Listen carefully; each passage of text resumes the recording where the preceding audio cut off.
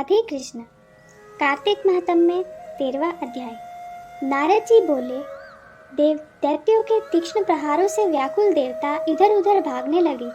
तब इंद्र आदि को इस प्रकार भयभीत देखकर गरुड़ पर चढ़े भगवान युद्ध में आगे बढ़े। उन्होंने अपना सारंग नामक धनुष उठाकर बड़े जोर से टंकार किया। त्रिलोकी शब्दित हो गई। पल मात्र में ही भगवान विष्णु ने हजारों दैत्यों के सिर काट गिराए। यह देखकर जलंधर के क्रोध की सीमा न रही।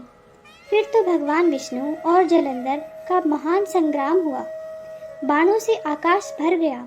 लोग आश्चर्य करने लगे।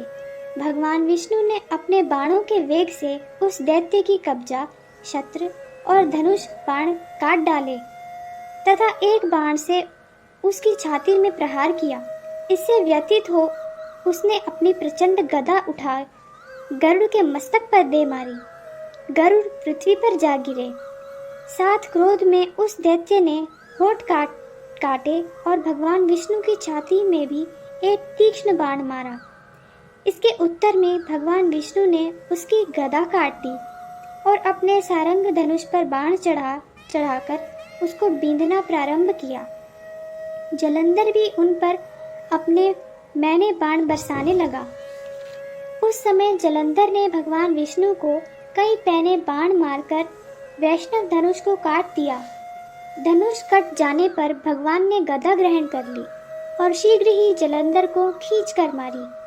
परंतु उस अग्निवत अमोघ गदा की मार से वह चलायमान न हुआ और मंदोन्मत्त हाथी के समान उसे यानी गदा की मार को फूल की माला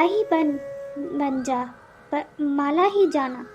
साथ ही उस युद्ध दुर्मुद ने अत्यंत ही क्रुद्ध होकर एक अग्निमुख त्रिशूल उठाकर भगवान विष्णु पर छोड़ दिया। भगवान विष्णु ने शिव के चरणों का स्मरण कर नंदक नामक त्रिशूल से उसके त्रिशूल को छेद दिया। जलंधर ने झटक कर भगवान विष्णु की छाती में एक मुष्टिक मारा। उसके उत्तर में भगवान विष्णु ने उसकी छाती पर अपनी मुष्टिका का प्रहार किया। फिर दोनों घुटने टेक कर बाहों और मुष्टिकों से बाहु युद्ध करने लगे। कितनी ही देर तक भगवान विष्णु उसके साथ युद्ध करते रहे। वह कुछ श्रमित से हो गए। तब सर्वश्रेष्ठ मायावी भगवान उस दैत्यराज से मेघवाणी में बोले,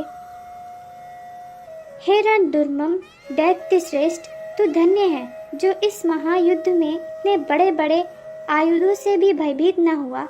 तेरे इस युद्ध से मैं बड़ा प्रसन्न हूँ। तू जो चाहे मांग, मैं अदेय वस्तु भी आज तुझे दे दूंगा।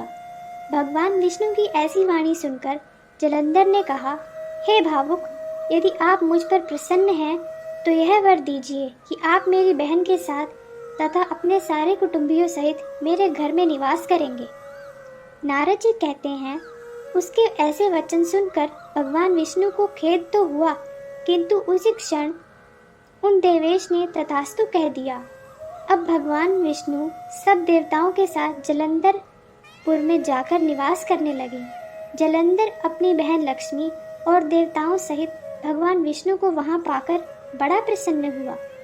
फिर तो देवताओं के पास जो रत्न आदि थे उनके स्थानों पर दैत्यों को स्थापित कर जलंधर पृथ्वी पर आया। निशुंभ को पाताल में स्थापित कर दिया और देव, दानव, यक्ष, गंधर्व, सर्प, राक्षस, मनुष्य आदि सबको अपना वशवर्ती बनाकर त्रिभुवन पर शासन करने लगा। उसने धर्मानुसार सुपुत्रों के समान प्रजा का पालन किया।